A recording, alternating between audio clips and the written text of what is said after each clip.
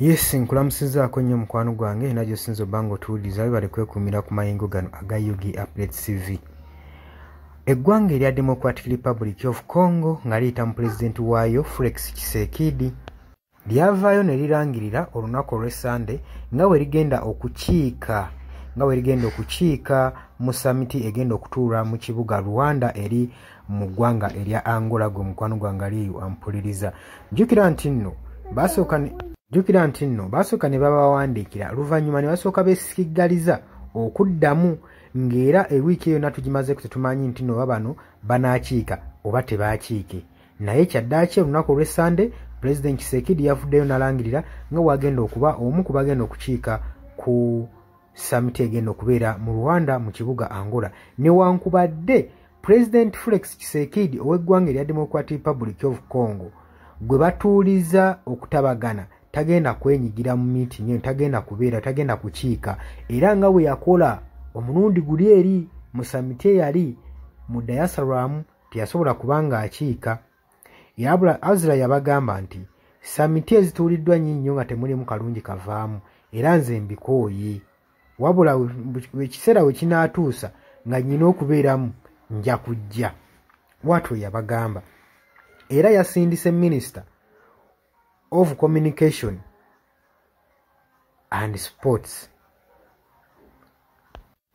Minister of Communication and Sports gwe yasindise asobole okuba nga akiikirira gavumenti y'eggwanga erya Democratic Republic of Congo gwe mukwano gwange. Naye agambye tujja kukiika, tetuyinza butakiika kwabo abatumbaavu kubanga tulinga abagenda okukiika n'eggwanga erya Rwanda. Agenda tugenda kukiika n'abo ababaakingibwa n'amagye g'eggwanga erya Rwanda sobola okulaba nga tulisolvinga conflicts. Ye we tuddako eri ku saidi y'abayeekera, spokesman w'abayeekera bano Lawrence yavuddeyo n'agamba nti nno ewatali wadde kubuusabuusa foredi tugenda kukiika, naye baataddewo obukwakkulizo bagambye nti nno baagala Tshisekedi ayogere nabo mu nteeseganya z'emirembe direct mu publicly, ate n'ekirala aveeyo alangirire nti n'agenda kuteeseganya naffe. Y'engeri yokka ey'okudissolvingamu conflicts ezigenda mu maaso mu Democratic Republic of Congo. Era wenjogerera leero beetegese bali mu nteekateeka za lunaku olugenda okubeerawo enkya ng'ennaku z'omwezi 18 March 2025 samiti egenda okutuuzibwa mu ggwanga erya Angola, era nga president wa Angola y'omu ku badde ba mediator era abafacilitatinze meeting eno gwe mukwano gwange ekisagala okyerabire. Yagamba ayagala kulaba nga eddembe litabaganyizibwa mu Democratic Republic of Congo, bannansi b'eggwanga eribadde mu ggwanga lyabwe saako n'abayeekera basobole okuba nga bawa boogera kye baagala demands zaabwe. Jjukira bbe zaabwe si nnyingi, bagamba nti no baagala mirembe, baagala kubeera nga bajjawo discrimination, baagala kuba nga bajjawo corruption n'enguzi egenda mu maaso. Wabula ebyabayeekera bino bibuzaabuza. Lumu ne bababuuza nti mwagala kuwamba gavumenti, baagala ti twagala kuwamba gavumenti. Kyokka ate lumu ne bakola statement nga bakulaga nti nno baagala kujjako President Tshisekedi ku ntebe nga batamwagalako, baagala abeere ng'ayabuulira. Kati statement ne zibeera confused era nga ziconfusinga eri abawuliriza.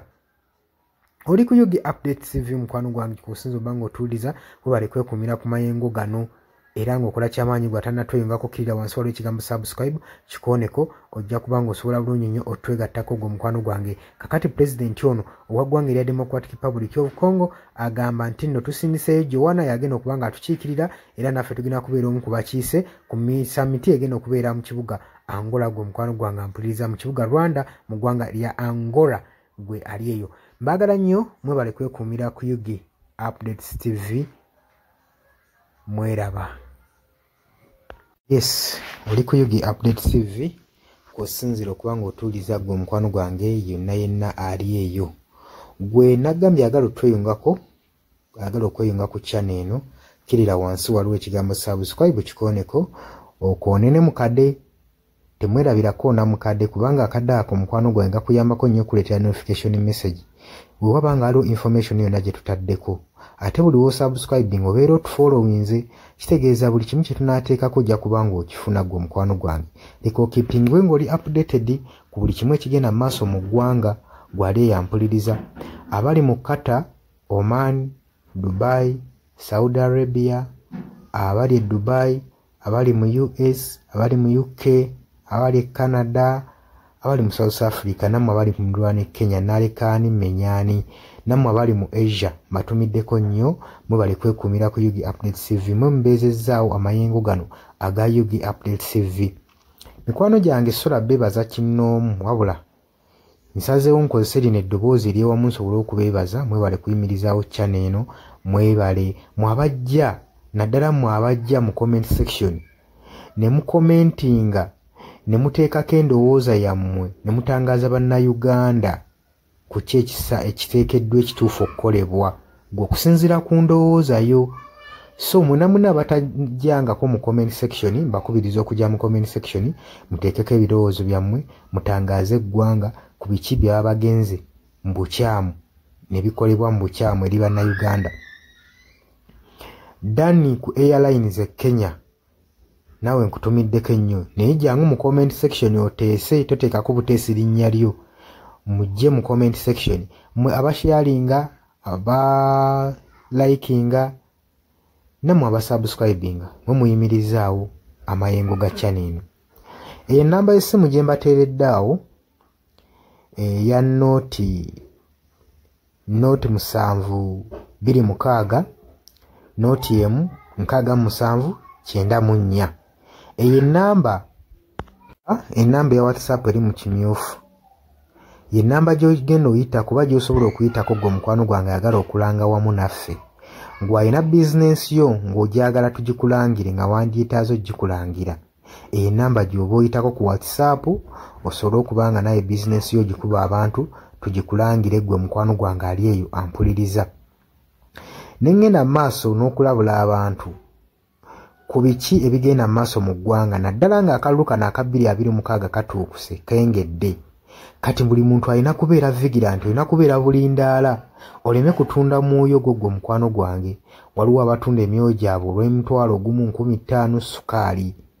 Gwe beera ng'omanyi akaseera we kanaatuuka akakuba ballot paper, beera nga manyi omuntu ng'omanyi omuntu ogw'ogenda okuwa, gw'ogenda ottiikinga, gwe gw'olaba asobola okukulaakulanya ekitundu kyo constituency yo, gw'olaba agenda otwala eggwanga mu maaso. Bannange tusibwa nnyo akatambaala mu mutwe mu biseera nga bino. Newankubadde obwavu babubalumizza mutya, totunda mwoyo gwo ku lw'akantu katono, wabula saasira ku ggwanga lyo, osaasire ne ku zadde lyo, osaasire ne ku future weenaabeera. Lowooza ku by'emu maaso. Weewaawo abamu muyinza okulowooza ng'ebyo tabakwatako nga tebikwatako, naye ensobi yonna yonna ekolebwa eiza relative sengaawo, maamawo, kojjaawo, biyinza otutuuka ng'ekyo ekizibu gwe kyetooloddeko ate olaba ebikwatirako biyinza otutuuka essa ne byetooloola ne bifundikira nga bikkutteko gwe mukwano gwange ali eyo. So kyenva nkubiriza baganda bange mwenna bali ku Yugi Update TV ogenda maaso n'okusharinga information eno. Baganda baffe beebereremu ate era baleme kutunda mwoyo gwa ggwanga, babeere nga batambulira ku mazima, nga bayimirira ku mazima, nga bayimirirawo ku lw'eggwanga lyaffe erijja mu maaso, ku lwa future y'abantu baffe n'eggwanga lyaffe mu maaso, kubanga buli muntu ekigenda mu maaso kati akiraba. Bw'atalaba kigenda mu maaso nkakasa obeera muzibe.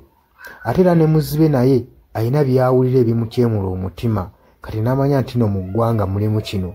So nkubiriza buli omu obeere lalabayi wa munno, osobole okuba nga oli kalabaalaba w'oyo ku biki ebigenda mu maaso. Obakubirize n'omubakubiriza. Waliwo abali mu byalo nga tebamanyi kigenda mu maaso, mubaagaliza subscribinga ku mikutu gino bategeere ebigenda mu maaso mu ggwanga lyaffe. Wakati smartphone zajja gwe mukwano gwange ali eyo. Wabula mbaagaliza olunaku olulungi, mubale kwekumira ku Yugi Update TV. Mwabatana subscribinga mugere maaso n'okusubscribinga. Mbaagala nnyo era mweraba.